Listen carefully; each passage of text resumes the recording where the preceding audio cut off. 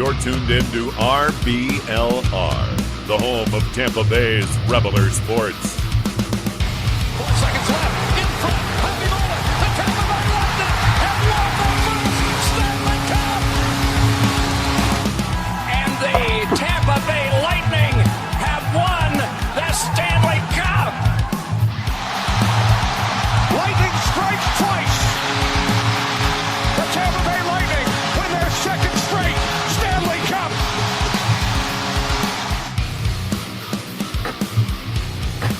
Hello everybody and welcome back to RBLR Lightning. As always, my name is Jake Ricker. Alongside me, it's Joe Zamataro and Matt Gannon. Guys, welcome back to the show.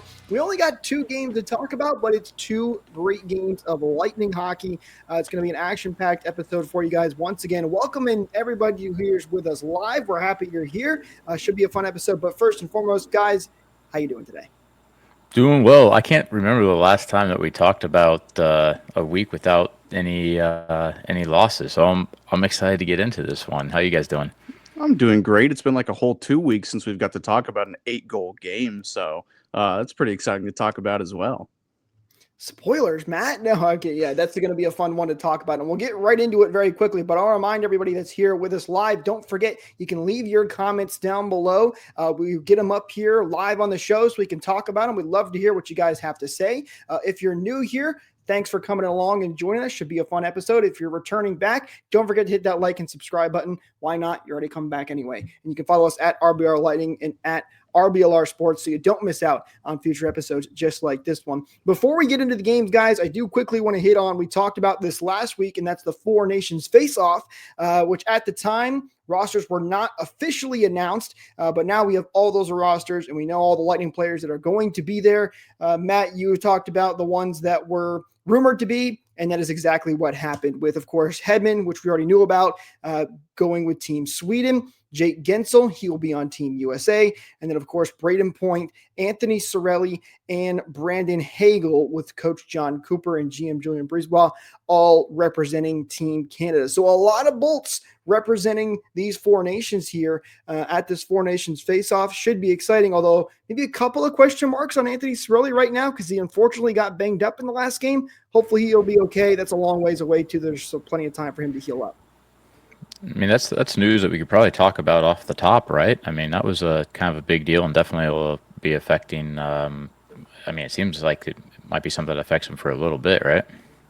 I hope not. I didn't see what really happened to him. I heard that he took a check awkwardly. I didn't get to see any replays of it, but yeah, it didn't come out for the final 2 periods of the game. So definitely a little bit concerning, especially to Cirelli fantasy owners like myself. Always have to throw it out there. Wow, so early. You got in just a couple minutes this time. Don't worry, I've got more in the bag for you guys later. But yeah, concerning, especially considering how good of a season he's having too, and being named to the roster. Hopefully it's something, you can just take a couple days off and just, skate it off and hopefully be ready by the time next game rolls around. So looking at what happened, he was kind of near the opposing team's bench, and he got checked a little bit from the side, and there's no glass there, so he was kind of almost bent over their boards, and it looked to me like it potentially, like his floating rib may have taken the brunt of that impact, and that's one of those things. If it's strained or broken or one of the muscles, you can actually literally pop one of your muscles through the rib or your rib through one of your muscles. Either way, it just plain sucks. I'm hoping it's not that's not the case, but that's kind of the way it looked to me. Anytime your back goes over the boards like that, that's never a good feeling at all. It's not the way you want your back to be bending. I haven't seen anything official yet on Cirelli and what that injury could possibly be. Like you guys have both mentioned, hopefully it's nothing serious and it's just a couple of days issue and it won't affect him too much. But he's been getting banged up a little bit recently. He took a puck to the face not too long ago either. The guy's having a great season right now, so he's someone we definitely got. Your audio started dropping out on there for me at the end. But speaking of, pucks to the face, to kind of change the subject a little bit and focus on another team. Did you guys see Tom Wilson taking a puck to the face? Was that Saturday night? I did not see this. And he came back and scored 2 goals after that. I'm thinking back to a couple weeks ago when Tony Cirelli took the puck to the face, and he scored a goal shortly after that. Yeah. Later on, another spoiler, Quinn Hughes taking he got a stick to the face and scored a goal, but Still had to get stitches, yeah. Yeah, these facial injuries might be the secret to potting goals in the net. It's the secret sauce, yeah. It looked like Tom Wilson swallowed a swarm of bees, or at least cheeked one for a bit, because you should look it up, because it was seriously like the size of easily a baseball that his cheek was out after getting popped there. And yeah, I mean, gotta love hockey players being able to tough it out, go back in, and then score a goal. It's the best sport in the world, man. Oh, easily. There are many, many cases where you've seen players get banged up and you think, oh, they're done for the game, maybe even longer. And next thing you know, they get a couple of stitches back in the locker room. Next thing you know, they're back out there on the ice. It really, really, really is impressive. Quickly here too, Daniel reminded me of this. I'll pop up his comment now. There was a coach named to Team Canada as well from the Lightning. Daniel said it was a video coach who made it for Team Canada too. Daniel, I'm not sure if I'm thinking of the same one. There was also the mental performance coach, Ryan Hamilton, who was named to Team Canada as well. So, Dan, if you can let us know, I'm not sure if we're thinking of the same coach there, but there were definitely some coaches as well that got to the to go to these events as well. So, congratulations to them as well. That's also a big accomplishment, and good to see more Lightning representation. Just goes to show you how great of an organization it is that you even got coaches going to these events. So, that's congratulations to them as well. Was that in one of our private groups, or maybe I saw it on Facebook that they did a survey of players in the NHL again, and Coop was rated I think 34% of the players said that's the number one coach that they would want to play for that isn't their current coach, and I think maybe Quenneville may have been second with 12%. So there's a big gap, but by far and away the best coach in the eyes of the players and to be able to play for is our Coop. I'm more interested on why players would vote for Quenneville. I'm probably just naming a random coach rather than being accurate with it. I know there's a chance, because I remember seeing that. I don't know if they did another one. I remember that was a couple of years ago that I saw that. So I'm not sure if it's just an older poll, but nonetheless, Cooper is one of the best coaches. And a lot of players have talked about how he is such a great coach that they want to play for. And a lot of the reason you see a lot of these guys come down to Tampa in free agency. So lots of great news for the Bolts moving forward as they continue to show off why they're such a great organization. Let's get into the games, though, because not only have they been great getting named to all these prestigious things, but they've been great on the ice as of late as well. First game we got to talk about at home against the San Jose Sharks. Guys, we talked about how this was kind of a trap game potential with, the Lightning sometimes not playing great against bad teams. And then the Sharks, long break for the Lightning as well. And the Sharks kind of playing well. But holy cow, did the Lightning take care of business in this one, scoring 5 goals in the first period. They've done that a couple of times in their franchise history. They've done it before this season as well.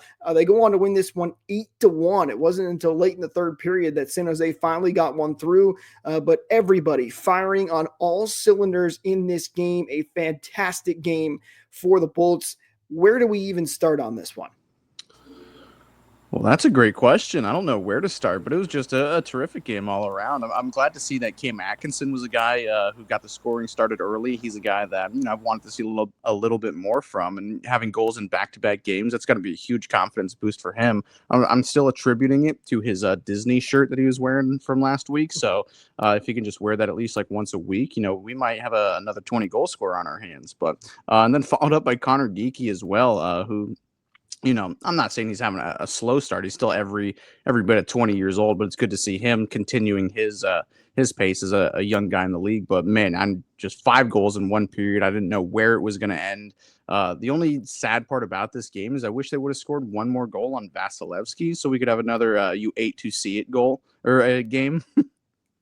Come on, man. Listen, I'm with you on those things. I'm not with that one. I'm kidding. Average the lowest as possible. Yeah, I'm kidding.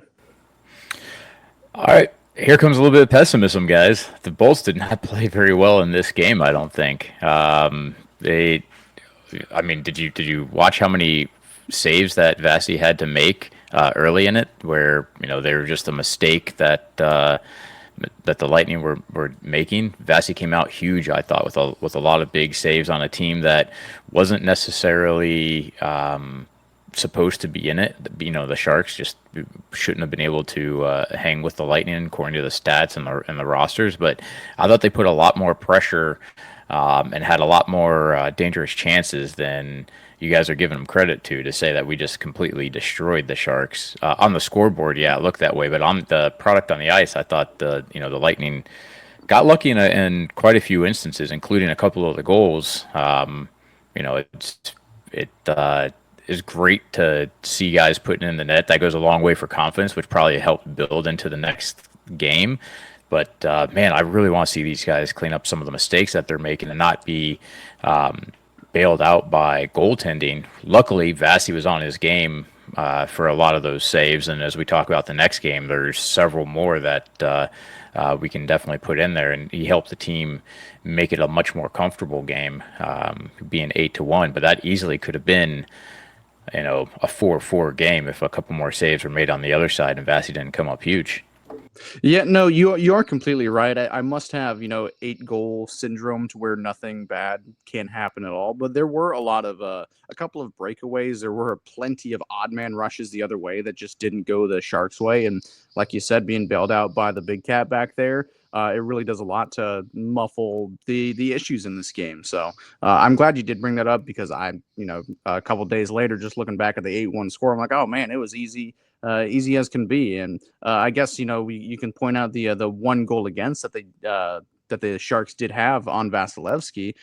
It was a breakdown early in the right at the start of the third period. So a lot of issues that were covered up in this game, but still at the same time, I don't know. You did come off a long break. We know how this team does out of breaks. I can be happy with this performance, even if it is only good on paper. Look, they broke the pattern, right? Instead of having a long break, coming out slow, or playing a lower team and dropping your performance down to their level, they got a big win out of it, and hopefully that is something that they can continue to build upon. I mean, I got to disagree a little bit here. Did the Sharks have some chances? Yeah, absolutely. Did Vasy play fantastic and make some big saves? Yeah, absolutely. But to say that they didn't play really well, I mean, they scored 8 goals. You got to play somewhat good to put up 8 on the board. I mean, that's what I'm saying. They did. They played somewhat good. I mean, but the vibe I got from you there, Joe, was like, this wasn't really a great game at all. But I mean, listen, he scored 8 somewhat goals. Good does not equate to great. I thought there was a lot of good in this game. I mean, the defensive mistakes are going to happen. The defense has definitely not been the strong point all year for the Lightning. There's no question about that. And I'm not taking anything away from Vasilevsky. But again, 8-1 victory, I mean, I think it's hard to complain much about that at all. I think the Lightning played a really good game in this, and despite giving up some defensive mistakes, made some great offensive pushes to make sure that they got plenty of goals. And Vasy did what Vasy did and came up big for them. So I don't know. It's hard for me to say that they played a bad game necessarily at all here. But I think anytime you can score 8, that's great, and that's a good game for me. I mean, it's a feel-good game watching the highlight reel. I mean, that's always fun to see a bunch of goals go in. It's also good seeing Geeky get 2 points, Atkinson getting 2 points. Those are, players that definitely need to keep building on their game. So that's, excellent stuff. And surprisingly enough, our power play is getting hot again. So this was a game with Kucherov. So putting 8 in without Kuch. The boys played pretty well in terms of those offensive chances.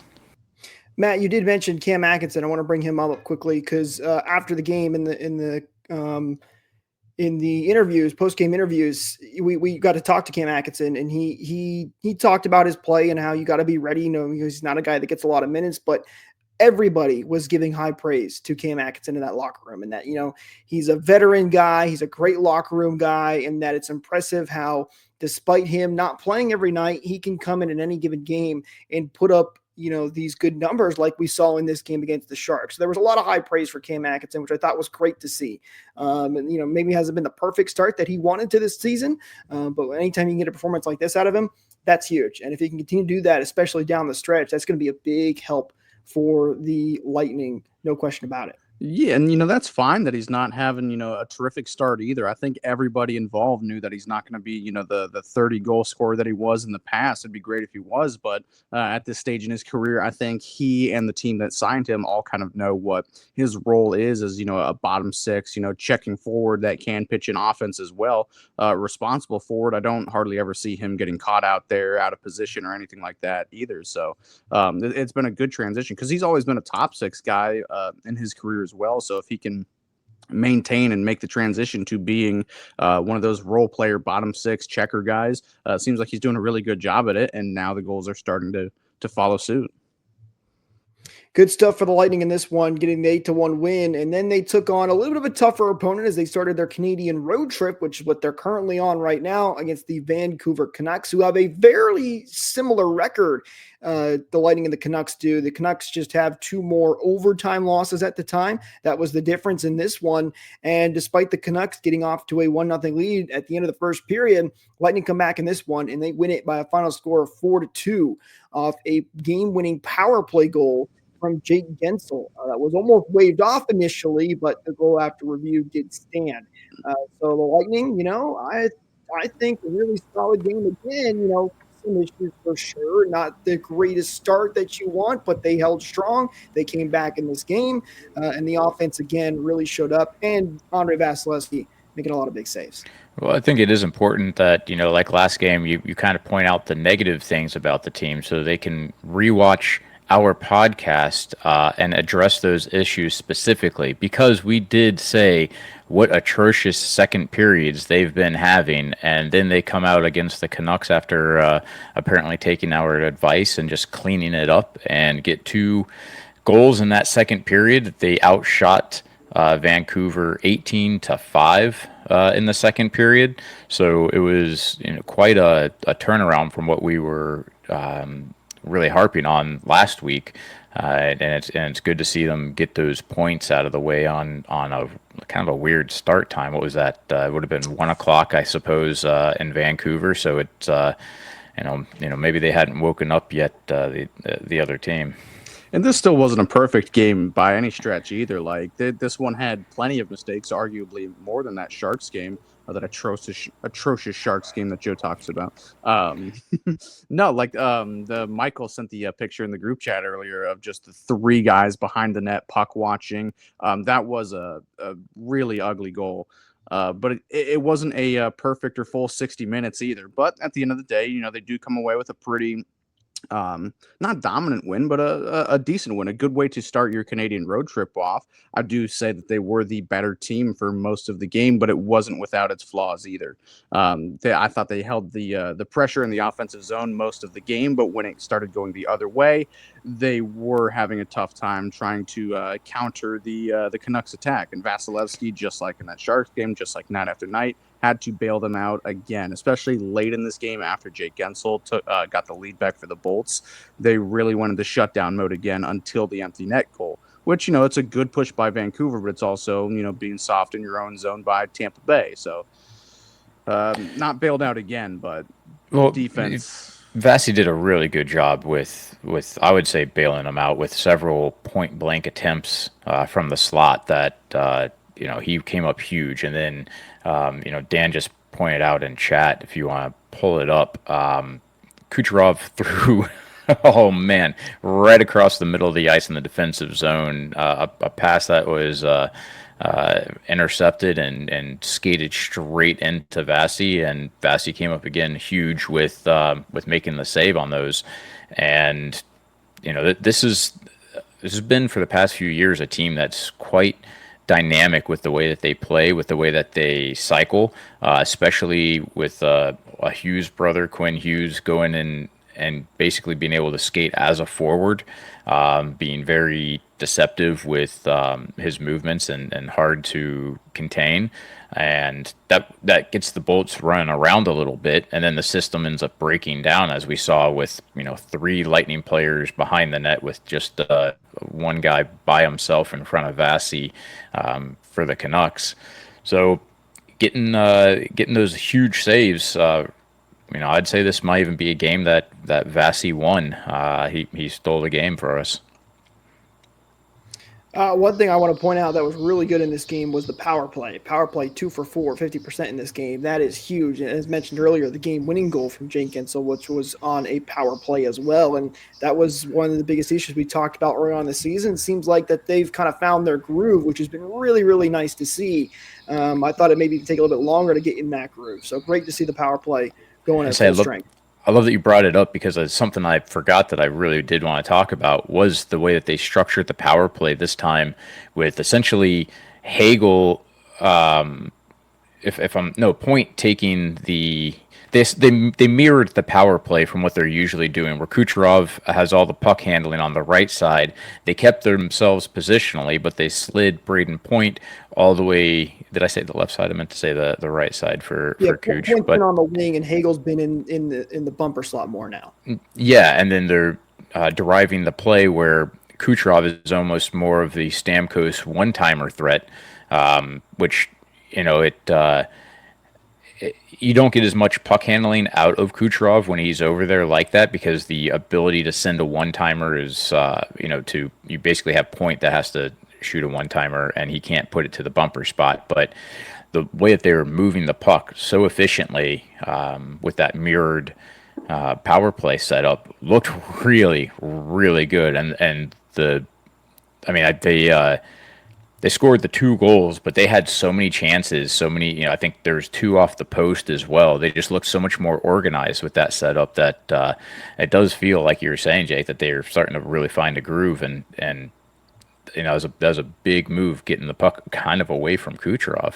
They have been cycling the puck very well. Could still use work getting the entries. It's always kind of the hardest part on a power play. Well, scoring the goal is the hardest part, but gaining the zone is an exceptionally hard part. But with switching those 2 players or switching their roles, then it has seemed to have paid off in dividends. A lot of teams, if not every single team in the league, has a game plan for what the Lightning power play has been, with Kucherov being the puck distributor. He's the guy that everybody can kind of flock to because he knows he's the one that is essentially the quarterback on the power play. It's not Victor Hedman. Kucherov is the one that is distributing, trying to get the puck off to Point in the bumper spot, or Stamkos on the wing for the 1T option, or even, Hedman down low or up high for the big slap shot. But just that one little tiny move of having Point all the way over on the other side now, and him being the guy that is, moving his feet and creating and starting to dish the puck as well, it seems to be working really well. And even that Jake Gensel goal, it wasn't a pretty goal whatsoever, but just having control, keeping control,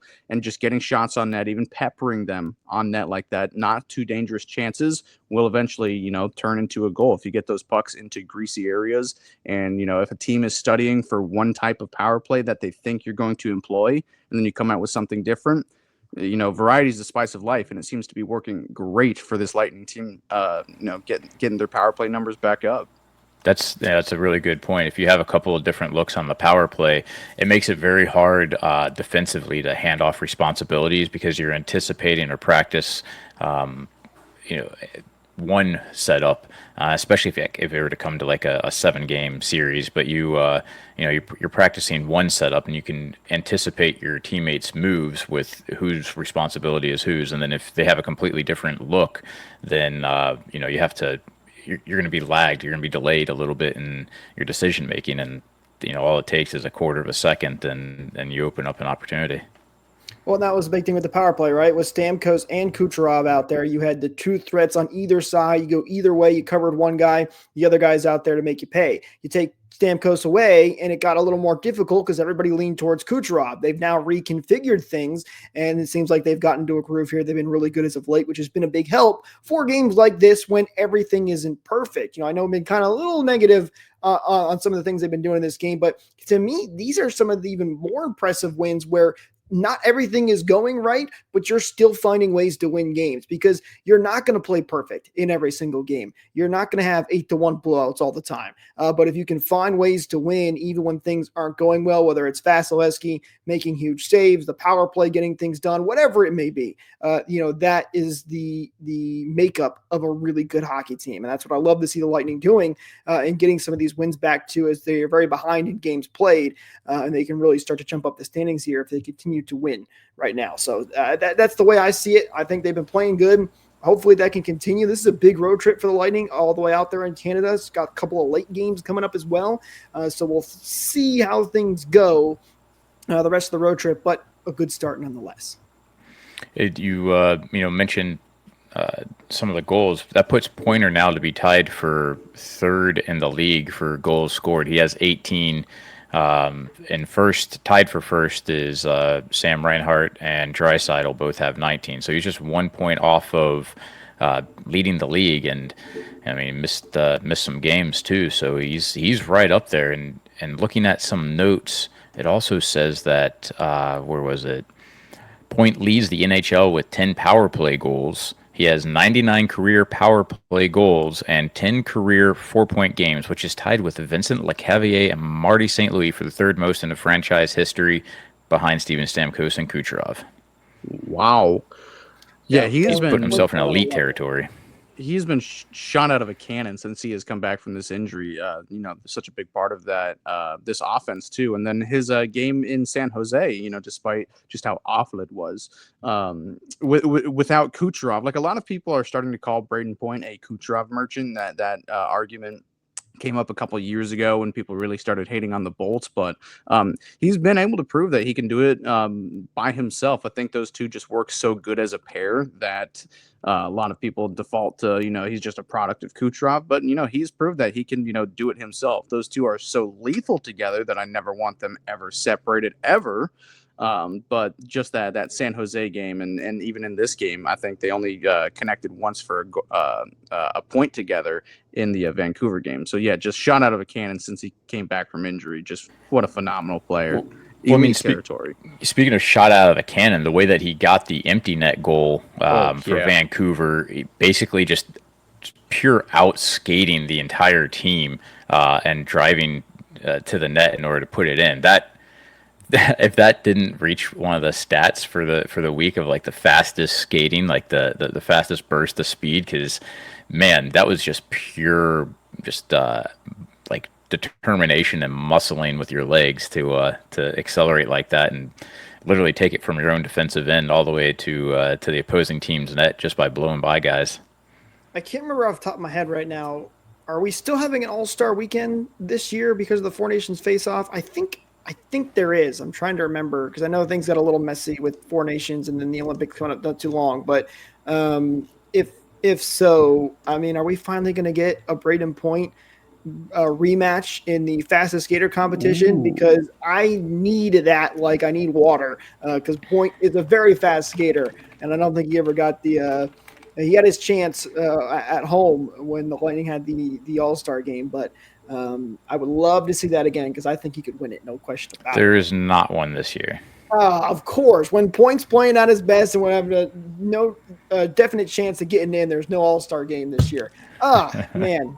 That's a bummer. Oh, well, hopefully next year we'll get it at some point. I do want to bring up an interesting question that we got here in the comments here. Is Point the best center ever to play for the Bolts? He's definitely the best center to play right now. There's no question about that. I don't know about you guys. I think it's still – Point's still got plenty of time left in his career. I think he can definitely get easily to become the best center in that conversation, but I think it's still a little early. You got so many great centers for the Lightning. And I don't know if he's quite there yet, but no question he's up there with the top of the best for the Lightning. And engaging with Chad a little bit, I'm a Vinny guy. I think Vinny, currently still is the best center. There's so much leadership that goes along with that. With me calling Vinny the best, that's beyond just his play on the ice. So I mean, there's a little bit of bias there for raw skill playing center. The offensive upside of Point is ridiculous. I mean, he's everything that we're wanting out of a top three center.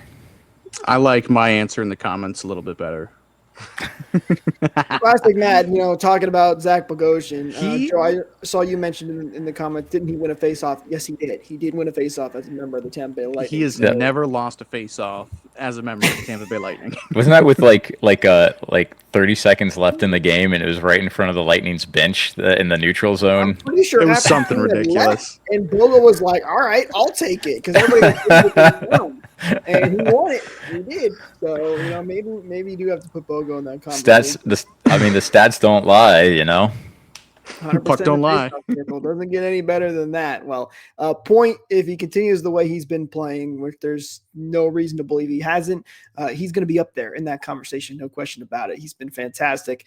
And great to have him here as a long-term member of the Tampa Bay Lightning. All right, time for our 3 stars of the week. This was actually a tough week to a point to pick some stars, I think, because there are a lot of guys with a lot of good numbers. Anytime you score 8 goals in a game, you're going to get a lot of guys with a lot of good numbers. So the pure stats wise, a lot of positive things, but I think we picked a pretty good list. So starting off with our number 3 star of the week, it's none other than the guy who has returned to the Lightning after being with a different team last year, and that is Ryan McDonagh. He gets the 3rd star of the week. McDonagh, he was a +4 on the week in the 2 games played for the Lightning this week, short week with those days off, but 3 assists, 3 points, and was a +4.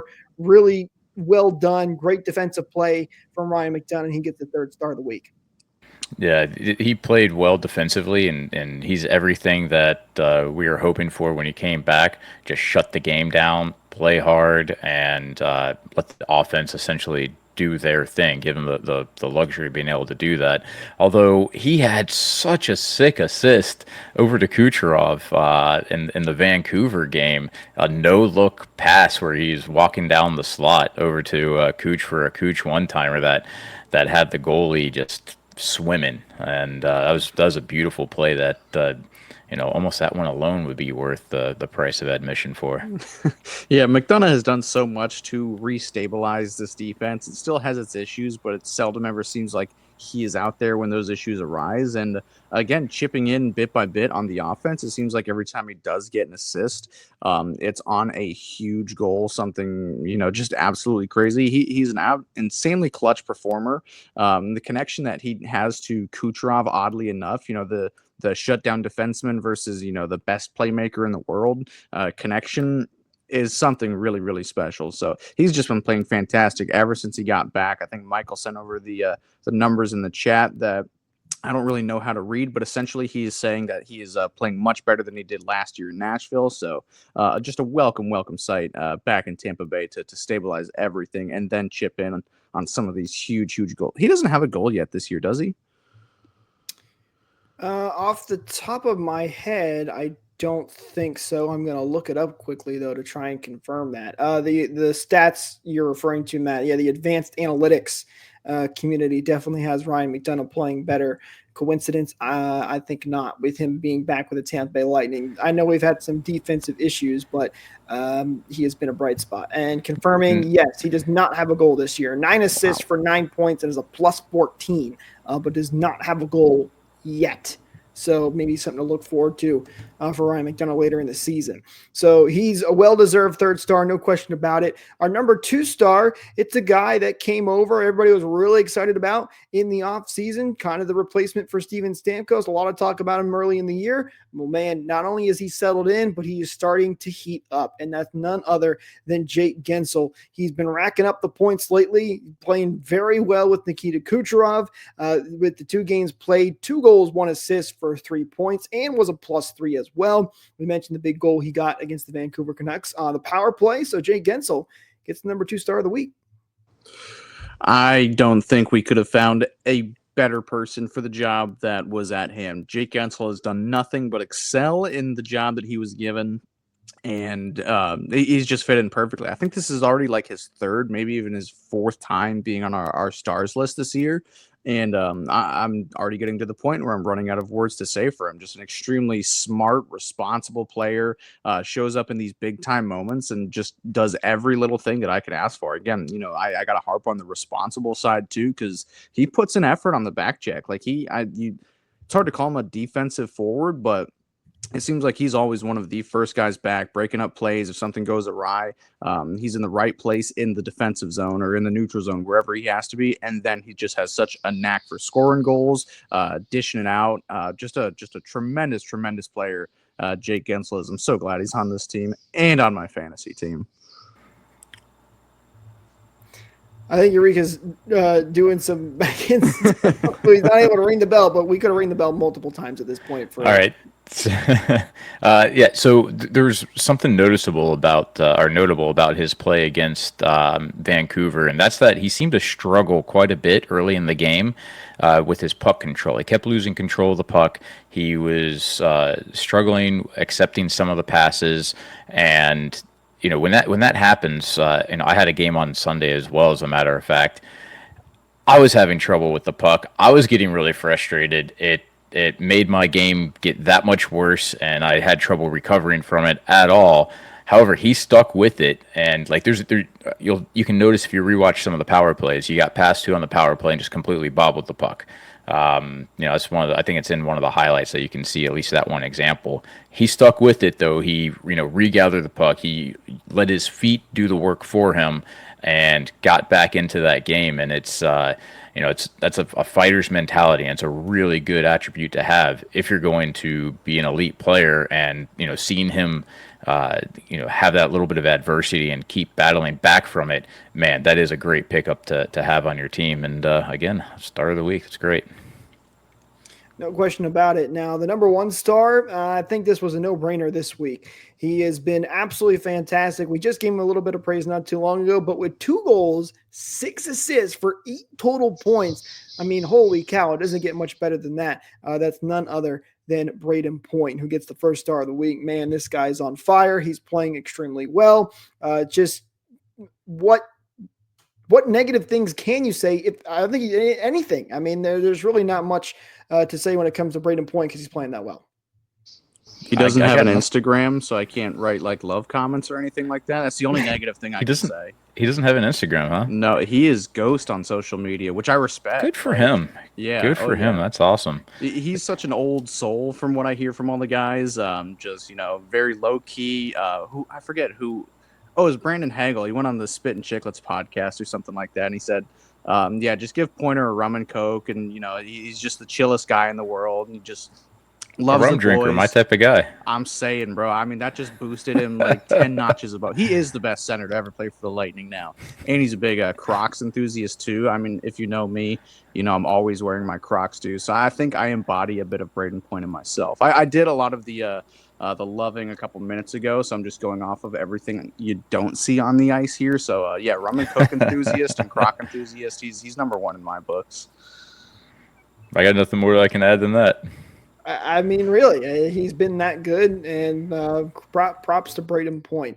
He has been fantastic, and he gets the number one star of the week. So there you have it, our 3 stars, Ryan McDonough, Jake Gensel, and Braden Point. Let us know down in the comments below. Do you agree? Do you disagree? Would you add some other players in there? There was a lot of great picks. There were a lot of stars out there for this game. For this week, I should say, for the Lightning. But I'll tell you what, nothing is as bright as what we got over on shop.rblrsports.com. It's almost Christmas time. It's time for the holiday shopping. Make sure you go over there and use code BOLTS to get 10% off your order to pick up some extra Lightning gear. Lightning, Rays, Rowdies, Bucks, all the team-inspired merch. You know it, we got it. So be sure to head over there to shop.rblrsports.com to check that out as well. Links, as always, are in the description as well. All right, now we're going to be looking ahead here for the Lightning and their schedule coming up. It's the Canadian road trip, as I mentioned. On Tuesday, the Lightning taking on the Edmonton Oilers at 9 p.m. Eastern, so get your coffee ready for this week. And then on Thursday, it's the Calgary Flames, again at 9 p.m. Eastern. And then on Saturday, the latest one of this week, it's against the Seattle Kraken at 10 p.m. Eastern. So a late game for the Lightning on Saturday. Then they'll be back home, but we'll be back here for another episode before that comes up. So some big games coming up for the Lightning on this road trip. A little ironic that it's Edmonton, Calgary, and Seattle. That's the exact way that they're ranked up in the Pacific Division as well, with the Oilers coming in at 4th in the division, 5th for Calgary, 6th for the Kraken. And, I mean, it'll be a week where, in theory, should be able to get 6 points out of these games. But a West Coast road trip is always tough, especially by the time you get to the end of the week. The one nice thing I will say is that they actually have all these games spaced out, so there's no back-to-back in it. That's nice. These West Coast road trips are always really hard. I think last year, like the 4-game stretch we won the first one against one of those teams and then proceeded to drop the next 3. So I hope it's a different script this year. It seems like this team is a bit of a different team than last year's team. So I'm hoping something is different this year. Edmonton, they're starting to really find themselves. Calgary, they're really starting to regress to the mean. I don't even really know what the Seattle Kraken are at this point. They're just kind of floating around in the hockey world. So hopefully, if we can come out of this 4-game span with at least 4 points, that'd be great. But the more you can get, the better. But I just know how difficult these West Coast road trips can be on the team and my bedtime. So. Hopefully these are blowouts that I can go to bed early watching. You never like when those games get super late and they're super close. You're like, I want to stay up, but I got work in the morning, something going on. Those are never fun for us here on the East Coast. But hopefully you wake up going to bed happy, and then you wake up and it had completely turned on its head after you shut it off. There's nothing worse. Don't want any of that. Big road trip coming up here for the Lightning. Hopefully they'll be able to pick up a couple of wins. Before we wrap, though, guys, I do want to mention one more thing, and that is we now know the 2025 Hall of Fame inductees for the Tampa Bay Lightning. It was announced during the Sharks game, and that is Rick Peckham and Brian Bradley. Those are your 2 next Hall of Fame members for the Tampa Bay Lightning. That Hall of Fame game, not for a little while next year, but those are the 2 that have been selected. Congratulations to both of them.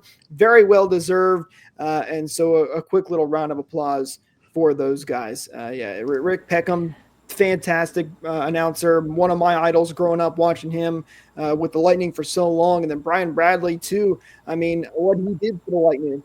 13 years in the NHL, he spent 6 of those seasons with the Lightning, 500 total points in his career, and scored a lot of big goals for the Lightning and was a big part of the Lightning getting things started here in Tampa Bay. What was the who was inducted last year? Do you guys recall? It's okay. I don't mean to put you on the spot. I just can't find a reference to actually see the. So year 1 was Vinny and Esposito. I believe Marty was one of them last year. Did they have 3 the first year? Maybe there was 3 the first year, and then there was 2 and 2. Okay, and so I mean I don't remember who the 2 were. Richards was last year. Marty, I think it was Marty and Richards last year, and then the first 3 was Espo, Vinny. Oh, I can't remember the third. Oh, let's see. That's Hockey Hall of Fame, not the Lightning Hall of Fame. If anyone in chat has the answer on that, because I'm just a little bit curious. Oh, here I think it is. 23 was Espo, Vinny, and Marty. Last year was Andy and Richards. Dave Andreychuk. I am extremely disappointed in myself. That's one of my all-time favorite players. I apologize, Dave. So I was going to look and I was kind of seeing if maybe it was a case where they're basically getting somebody that was staff, or how would you put it, front office, or off ice person, and then also somebody that was on ice, because there's so many people to do it. But I guess you could still kind of say that with how much larger a role or how much longer of a role Dave has had in the relations side of things for the Lightning than he actually played on the ice. Yeah, you could definitely say that, I think, to a point. But yeah, I don't. There's a lot of guys off the ice that deserve selections, and I think there will be more to come over the years. I mean, Jay Feaster, he's been one of the nominees recently. There's a couple others who I can't ring off the top of my head. There'll be more in the future very, very soon as well, I'm sure. There's so many big people in the Lightning organization that can be nominated for that. But I'm very glad Rick Peckham got in. I voted for him last year. It was him and Dave Andreychuk were my 2 picks. So I'm glad he got in this year, because I think he's one of the most deserving that was up there on that list. Do you think Steve Yzerman ever gets in? Let's say in like 20 years or something. No. No, as much great as he did in building the general roster that got the Lightning their back-to-back Stanley Cups, it was ultimately JBB that pushed him over the top. And I just don't think, if you want a Stanley Cup, yeah, I think so, but he was never able to do that. It was JBB that pushed him over the top. So I think there's potential for JBB to be a guy that gets in at some point down the road, depending on how these next couple of years go as well. But I don't know about Yzerman. All right. He's definitely well deserved for the things he did, but not quite Lightning Hall of Fame worthy. But he gets free tickets to go into it. He gets free tickets to go to the event, but does not get selected. That's kind of mean, Joe. Yeah, this could have been you. No, so I loved Yzerman. He did, we just couldn't get over the hump with him, and I honestly didn't ever have much issues with the decisions he made outside of one first round draft pick that I thought I've been very vocal about over the years on here. Connolly? Yeah, dude, that was, I can spot a loser, man. That guy was a loser. But I don't know that, where do you set, I guess maybe if the Lightning start running out of people to put into the Hall of Fame, he would make it in, but there has to be some sort of criteria that, not just longevity. I don't know. Maybe I'm wrong. Maybe they'll. There's maybe a lot of names that they've got, I think, ahead of him that I don't think they'd run out of, because there's only two going in every year. So you think about all the people that are currently playing two that are going to get in at some point. I don't see it. Maybe way, way, way down the road, but he never won that cup. So unfortunately, as much as he built the general roster for him, I don't know if there's maybe we'll get proven wrong at some point, because it is a fan vote. So maybe enough people think he deserves it. But guys, I think that's going to do it for us in this episode. Thank you so much to everybody for tuning in this week. Don't forget to follow us at RBLR Sports, at RBR Lightning, so you don't miss out on future episodes just like this one. Hit that like button, hit that subscribe button, ring that bell for notifications as well. If you did enjoy the video, hit that share button as well. It really helps us out. We really appreciate everybody tuning in, and we will talk to you guys next time.